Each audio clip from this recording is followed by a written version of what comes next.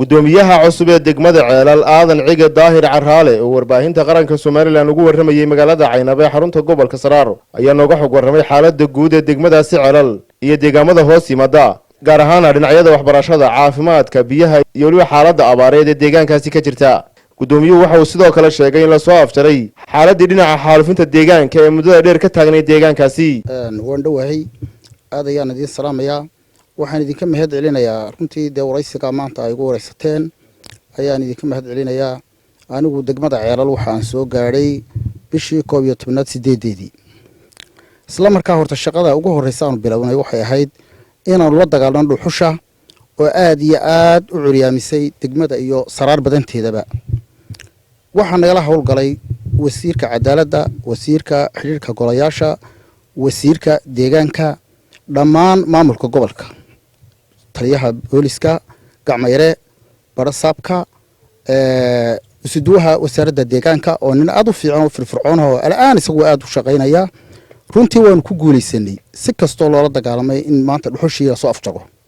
taas iyadoo waxay noqotay guusha koobaad ee ka soo hoyatay degmada iyo Saraar soo afjarka dhuxusha. waxa kale oo jira horta culays weyn waxa ah dadkii barakacayaasha ahaa ee dhuxusha aanu ka soo rafacnay.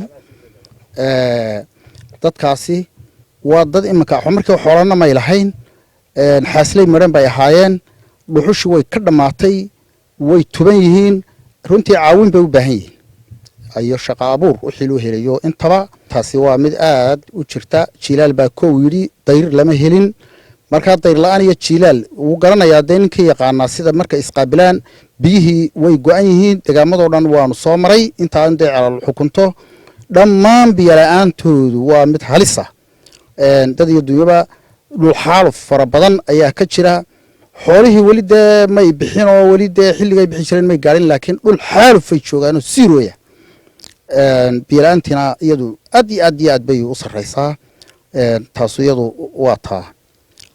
sida kale xagga nabadgelyada, caafimaadka waxay lahayd hitibos waxay lahayd yani MCH bay lahayd markii hore shicibku sameeyay oo yani iyaduna dee lafteedu way jirtaa, laakiin tayeyn bay u baahan tahay iyo ma garanaysaa dee shaqayntii waxeedii dee dawladdu inay taa dee tayeyso dee kor u qaadis ku samayso. waa deegaamo aad u ballaaran.